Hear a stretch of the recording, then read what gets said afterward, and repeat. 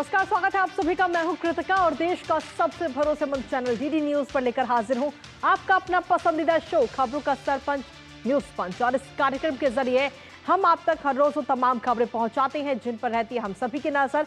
और आज न्यूज पंच के जरिए जिन प्रमुख खबरों की करेंगे हम विस्तार से बात, जानेंगे एक एक अपडेट उससे जुड़ा हुआ अपने संवाददाता से। सबसे पहले करेंगे उन 3 प्रमुख खबरों का रुख।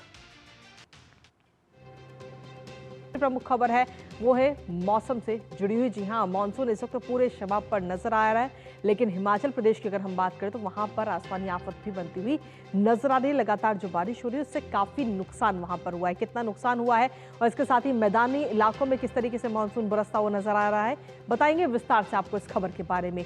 लेकिन इसके साथ ही जो तीसरी प्रमुख खबर अंतर्राष्ट्रीय जगत से जुड़ी, जहां रूस को 50 दिन का अल्टीमेटम इस वक्त डोनाल्ड ट्रंप की तरफ से दिया गया है। आखिर इस अल्टीमेटम के पीछे क्या कुछ वजह बताई गई है, इसके साथ ही यूक्रेन का किस तरीके से जिक्र किया गया, बताएंगे विस्तार से आपको इस खबर के बारे में। और ब्रेक के बाद एक बार फिर से स्वागत है आप सभी का न्यूज पंच में। आगे बढ़ते हुए अब बात करते हैं मौसम की, जहां आपको बता दें कि हिमाचल प्रदेश में मॉनसून काफी सक्रिय है और कई जिलों में ऑरेंज अलर्ट जारी किया गया है। मौसम विभाग ने अलर्ट जोन में रहने वाले निवासियों और जिला अधिकारियों से सतर्क रहने और साथ ही आगामी बारिश के मद्देनजर आवश्यक सावधानियां भी बरतने के लिए कहा है, क्योंकि हाल ही में हुई बारिश में अभी तक अगर हम देखें 700 करोड़ रुपए से ज्यादा का नुकसान हो चुका है। कई सड़कें यातायात के लिए पूरी तरह से बंद है। तो वहीं दिल्ली एनसीआर के लोगों को गर्मी से राहत मिलती हुई भी नजर आ रही है। दिल्ली और आसपास के जिलों में अगले 2 दिन भी आंशिक रूप से बादल छाए रहेंगे। मौसम विभाग ने आखिर किन किन जिलों के लिए जारी किया है अलर्ट, बताएंगे विस्तार से आपको। साथ ही जानेंगे अपडेट अपने संवाददाता से, लेकिन उससे पहले आपको दिखाते हैं क्या कुछ है हाल मौसम का। तो सबसे पहले ये तस्वीरें इस वक्त आपको दिखा रहे हैं। ये 4 तस्वीरें। सबसे पहली तस्वीर दिल्ली एनसीआर की और वहीं दूसरी तस्वीर शिमला की, तीसरी तस्वीर आप देख रहे हैं। और देश भर में मानसून जो है वो इस वक्त फुल एक्टिव मोड में नजर आ रहा है। मंगलुरु की ये तीसरी तस्वीर और चौथी तस्वीर आप देख रहे हैं गुवाहाटी की। मानसून की एंट्री हो चुकी है, लेकिन इसके साथ ही जहां गर्मी से लोगों को राहत मिल रही है, वहीं हिमाचल प्रदेश की अगर हम बात करें तो हिमाचल प्रदेश में ये मौसम आफत बनता हुआ भी नजर आ रहा है। फिलहाल इन 4 तस्वीरों के माध्यम से आप समझ सकते हैं दिल्ली एनसीआर, शिमला, मंगलुरु और साथ ही गुवाहाटी में क्या कुछ है मौसम का नजारा इन 4 तस्वीरों के माध्यम से। लेकिन इसके साथ ही आखिर कहां पर बादल अभी और बरसेंगे, एक नजर उस पर भी डाल लेते हैं। क्योंकि सीधे तौर पर अगर हम देखें तो दिल्ली में हल्की से मध्यम बारिश के आसार साफ तौर पर इस वक्त नजर आ रहे हैं, यानी कि जो गर्मी है उमस है उससे थोड़ी बहुत राहत दिल्ली वालों को जरूर मिलेगी। लेकिन इसके साथ ही राजस्थान में बहुत भारी बारिश होने की भी संभावना इस वक्त जताई गई है। राजस्थान की जब हम बात कर रहे हैं, राजस्थान के अलावा बात करें अगर पश्चिम राजस्थान की, तो वहां पर भी बहुत भारी बारिश होने की संभावना मौसम विभाग की तरफ से जताई गई। इसके अलावा बात अगर हिमाचल प्रदेश की करें तो हिमाचल प्रदेश है, उत्तराखंड है, वहां पर भारी बारिश का अनुमान मौसम विभाग की तरफ से जताया गया है। इसके साथ ही जो अन्य राज्य हैं यानी कि जम्मू कश्मीर है, पंजाब, हरियाणा और उत्तर प्रदेश में भी भारी बारिश की संभावना जताई गई है मौसम विभाग की तरफ से। साथ ही ओडिशा, छत्तीसगढ़ में भी बहुत भारी बारिश की संभावना है, यहाँ पर भी बहुत तेज बारिश होगी। साथ ही झारखंड, बिहार में भी बहुत भारी बारिश का अनुमान मौसम विभाग की तरफ से जताया गया है। तो आखिर कहां पर ये बादल बरसते हुए नजर आएंगे वो हम आपको एक एक करके वो तमाम राज्य बता रहे हैं। इसके साथ ही सिक्किम है, गुजरात है, यहाँ पर झमाझम बारिश का अनुमान इस वक्त मौसम विभाग ने जताया है। साथ ही कोंकण, गोवा में भी भारी बारिश की आशंका है। मध्य महाराष्ट्र की अगर बात करें तो यहाँ पर जो घाट वाले क्षेत्र है वहां पर मूसलाधार बारिश होने की संभावना मौसम विभाग को है। इसके साथ ही अगले 5 दिन की अगर हम बात करें तो अगले 5 दिन हल्की से मध्यम बारिश रहने का अनुमान जताया गया है। अगले 5 दिन असम, अरुणाचल प्रदेश, मिजोरम और त्रिपुरा में भी भारी बारिश की चेतावनी इस वक्त जारी की गई है। भारी बारिश वहां पर हो सकती है, लेकिन इसके साथ ही मेघालय में भी बहुत भारी बारिश का अनुमान मौसम विभाग ने जताया है। इसके साथ ही हिमाचल प्रदेश की जब हम बात करें तो हिमाचल प्रदेश में भी मानसून जो है वो सक्रिय रूप से नजर आ रहा है, जिसमें खासतौर पर शिमला, सोलन, सिरमौर के लिए ऑरेंज अलर्ट इस वक्त जारी किया गया। भारी से बहुत भारी बारिश होने की चेतावनी मौसम विभाग की तरफ से यहाँ जारी की गई है। इसके साथ ही मौसम विभाग ने आज के लिए ये चेतावनी जारी की है। बाकी बचे हुए जो जिले हैं उनमें 3 दिनों के लिए येलो अलर्ट जारी किया गया है बारिश को लेकर के। इसके साथ ही शिमला की जब हम बात कर रहे हैं तो शिमला में सोमवार को रुक रुक कर ये बारिश होती रही है। बीते कल काफ़ी बारिश वहां पर हुई, लेकिन ये बारिश रुक रुक कर हुई है। हिमाचल में 18 जुलाई तक मौसम जो है बारिश का वो कुछ इसी तरीके का रहने वाला है। कुछ जगहों पर तेज बारिश होगी, कुछ जगह पर धीमी बारिश होगी, लेकिन बारिश लगभग हर जगह होने वाली है, जिसमें खास तौर पर देखें तो ऊना, हमीरपुर, बिलासपुर, चंबा, कुल्लू, इन सभी जिलों में भारी बारिश का अनुमान मौसम विभाग की तरफ से जताया गया है। लेकिन इन जिलों के अलावा बात अगर शिमला और सोलन की करें तो इन जिलों में भी भारी बारिश की चेतावनी मौसम विभाग की तरफ से जारी की गई है। इसके साथ ही बिलासपुर, कांगड़ा, कुल्लू और मंडी जिलों के लिए भी येलो अलर्ट मौसम विभाग ने जारी किया है। लेकिन जब से इस बार हिमाचल प्रदेश में ये मानसून आया है तो इस मानसून में कहीं ना कहीं काफी तबाही भी ये मानसून लेकर आया है और अब तक 700 करोड़ से ज्यादा का नुकसान इस बारिश की वजह से हो चुका है, जिसमें खासतौर पर लोक निर्माण विभाग को 345 करोड़ रुपए का नुकसान हुआ है। जल शक्ति विभाग की अगर हम बात करें तो 414 करोड़ का नुकसान जल शक्ति विभाग को हुआ है इस बारिश की वजह से। इसके अलावा जल शक्ति विभाग के अलावा बिजली बोर्ड को भी करोड़ों रुपए का नुकसान इस बारिश की वजह से हुआ है, क्योंकि जब ये बारिश आई तो अचानक से बाढ़ आई और बाढ़ की वजह से काफी नुकसान हुआ है। इसके साथ ही बारिश और संबंधित घटनाओं से आवाजाही जो है वो भी बाधित है, यातायात पर इसका सीधे तौर पर असर पड़ रहा है और साफ तौर पर कई सारी जो सड़कें हैं उन्हें भी अभी फिलहाल के लिए बंद कर दिया गया। हमारे साथ हमारी सहयोगी प्रियंका इस वक्त जुड़ रही है, सीधा उन्हीं का रुख करेंगे। प्रियंका, क्या कुछ ताजा अपडेट है आपके पास मौसम को लेकर के? मौसम विभाग की तरफ से क्या कुछ अंदेशा है अभी?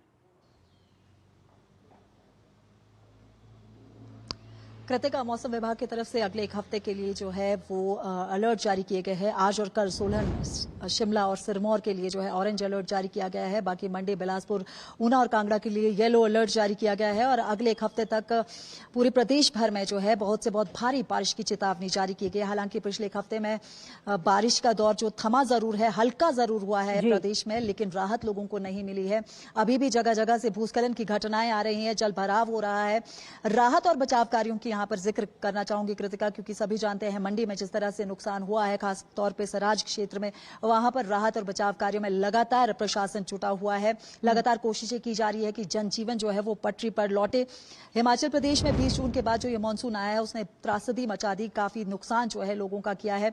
बच्चे जो है स्कूल नहीं जा पा रहे हैं। मंडी जिला में करीब 100 स्कूल जो थे वो बंद किए गए थे और अब जो है उन्हें पिछले कल बहाल कर दिया गया है। उनमें से 9 स्कूल अभी भी बाधित है, जहां पर सड़कें नहीं खुल पाई हैं। 192 के करीब जो सड़कें हैं वो अभी भी बाधित है। और पेयजल योजनाओं की अगर बात करें तो पेयजल योजनाएं जो है 165 पेयजल योजनाएं ऐसी है जो पूरी तरह से बाधित है और 750 के करीब पेयजल योजनाएं आंशिक तौर पर बाधित हुई है और 65 के करीब जो है ट्रांसफार्मर्स अभी भी ठप पड़े हैं। प्रशासन तैयारियों में जुटा है, लगातार कोशिशें कर रहा है। युद्ध स्तर पर जो है वो राहत बचाव कार्य किए जा रहे हैं। जिनके जो लोग बह गए हैं उन्हें सर्च ऑपरेशन उनके लिए चलाए जा रहे हैं। कोशिश पूरी की जा रही है, लेकिन फिलहाल मौसम विभाग के अनुसार अभी भी लोगों को मानसून से राहत नहीं मिलेगी। ऑरेंज अलर्ट जो है वो प्रदेश में जारी किया गया है। कृतिका, जी बहुत बहुत शुक्रिया प्रियंका, तमाम जानकारी और अपडेट्स हमारे साथ साझा करने के लिए, इस खबर से जुड़े हुए। इसी के साथ चलिए अब न्यूज पंच में अब अगली महत्वपूर्ण खबर अंतर्राष्ट्रीय जगत से जुड़ी हुई। डोनाल्ड ट्रंप ने जब से सियासत में कदम रखा है तब से अगर वो किसी बड़े नेता के गुणगान गाते हुए नजर आए हैं तो वो थे व्लादिमीर पुतिन। जी हाँ, रूस के राष्ट्रपति पुतिन को ट्रंप कई बार स्ट्रॉन्ग लीडर की भी संज्ञा दे चुके हैं और ट्रंप को अक्सर पुतिन की सराहना करते हुए भी देखा गया है। मगर अपने दूसरे कार्यकाल में ट्रंप के तेवर अब बदले बदले से नजर आ रहे हैं। बीते सोमवार को उन्होंने यूरोप के रास्ते यूक्रेन को हथियार भेजने का ऐलान कर दिया ट्रंप ने, और साथ ही उन्होंने रूस को टैरिफ की धमकी देना भी शुरू कर दिया है। दरअसल आपको बता दें कि रूस और यूक्रेन के बीच लंबे समय से युद्ध जारी है। दोनों ओर से मिसाइल अटैक की खबरें आती ही रहती हैं और डोनाल्ड ट्रंप ने इस जंग को रुकवाने की कई सारी कोशिशें भी की, पर सभी नाकाम रही। जिसके बाद डोनाल्ड ट्रंप ने नई धमकी अब रूस को दे दी है। जानेंगे इस मुद्दे पर ताजा अपडेट अपने संवाददाता से, लेकिन उससे पहले आपको दिखाते हैं ट्रंप ने दिया रूस को 50 दिन का अल्टीमेटम। तो रूस को ये 50 दिन का अल्टीमेटम दिया गया है। डोनाल्ड ट्रंप की तरफ से रूस को ये वार्निंग दी गई है कि अगर वो बात को नहीं मानते हैं तो कहीं ना कहीं उनके ऊपर टैरिफ को बढ़ा दिया जाएगा। 50 दिन में यूक्रेन युद्ध नहीं रुकता है तो भारी टैरिफ अमेरिका की तरफ से लगाया जाएगा और कहा है कि अगर नहीं मानोगे तो 100% तक ठोकेंगे टैरिफ। ये बात कही गई है डोनाल्ड ट्रंप की तरफ से। सीधे तौर पर आपको बता दें कि रूस से बिजनेस करने वाले देशों पर इसका सीधे तौर पर असर होता हुआ नजर आएगा। आर्थिक दबाव के जरिए रूस को मजबूर कहीं ना कहीं डोनाल्ड ट्रंप करते हुए नजर आ रहे हैं और ऐसे में देखना होगा कि इसका क्या कुछ असर पड़ता है। लेकिन इसके साथ ही यूक्रेन को हथियार देने का भी ऐलान डोनाल्ड ट्रंप की तरफ से कर दिया गया है। दरअसल आपको बता दें कि ट्रंप ने नाटो देगा पैसा और ट्रंप ने नाटो महासचिव के साथ बैठक भी की है। यूक्रेन को हथियार देने का ऐलान किया है और यूक्रेन को जल्द मिलेगी अब अमेरिकी हथियारों की पहली खेप मिलने वाली है। साथ ही नाटो के जरिए मिसाइल भेजे जाएंगे और साथ ही पैट्रियटिक सिस्टम भी दिए जाएंगे। नाटो देश अब कहीं ना कहीं हथियारों की कीमत चुकाते हुए नजर आएंगे। हमारे साथ हमारे सहयोगी सिद्धार्थ इस वक्त जुड़ गए हैं, सीधा उन्हीं का रुख करेंगे ताजा अपडेट के लिए। सिद्धार्थ, सीधे तौर पर क्या डोनाल्ड ट्रंप द्वारा रूस पर भारी टैरिफ लगाने की चेतावनी वास्तव में यूक्रेन युद्ध को रोकने में प्रभावी साबित हो सकती है? क्या लगता है आपको? सुप्रभात कृतिका। देखिए, अगर हम इस मुद्दे पर गहराई से जाएं तो हमें ये देखने को मिलेगा कि जो फोकस यहाँ पर है राष्ट्रपति ट्रंप का, वो इस युद्ध को रोकने पर है। जैसा कि आपने भी अभी दर्शकों को बताया कि बहुत सारी नाकाम कोशिशों के बाद अब ये चेतावनी देने की जो बात आई है वो इसलिए आई है ताकि ये युद्ध किसी न किसी तरीके से रुक जाए। इसीलिए अब राष्ट्रपति ट्रंप ने रूस को ये चेतावनी दी है कि या तो आप 50 दिन में इस युद्ध को रोक दीजिए या फिर आप पर भारी टैरिफ यानी 100% टैरिफ तक भी लग सकता है। देखिए, यहाँ अगर हम और थोड़ा सा इस मुद्दे पर गहराई से जाएं तो यह देखने वाली बात है कि जो कोशिश की जा रही है राष्ट्रपति ट्रंप के द्वारा, वो जा रही है कि किसी तरीके से रूस की अर्थव्यवस्था को भी थोड़ा सा डिस्प्लेस किया जाए, जिससे कि वो ताकि अगर रूस दूसरे देशों में अपने तेल और गैस नहीं बेच पाएगा तो अर्थव्यवस्था कमजोर पड़ जाएगी और इसी वजह से युद्ध रुक सकता है। इसकी भी कोशिश है। और साथ ही साथ बात यह भी है कि और देश जो रशिया से व्यापार करेंगे उनके ऊपर भी टैरिफ लग सकते हैं। देखिए, उदाहरण के तौर पर अगर मैं आपको बताना चाहूं कि कोई देश अगर रशिया से तेल खरीद रहा है तो उनकी कंपनी जो यूनाइटेड स्टेट्स में है उन पर भी 100% तक टैरिफ लगेगा। तो रेट इतने हाई हो जाएंगे कि यूएस को किसी और कंपनी से अपना वही सामान लेना पड़ेगा।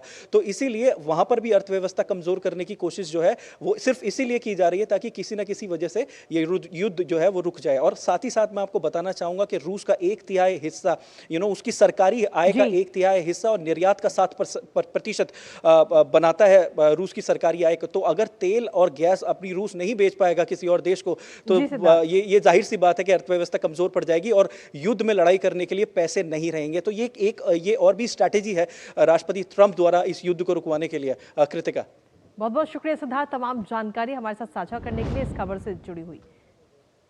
और लेकिन इसी के साथ अब फिलहाल न्यूज़ पंच में मुझे और हमारी पूरी टीम को दीजिए अनुमति, लेकिन इस वादे के साथ कि दोपहर 2 बजे फिर होगी आपसे मुलाकात कुछ और महत्वपूर्ण खबरों के साथ। तब तक के लिए नमस्कार।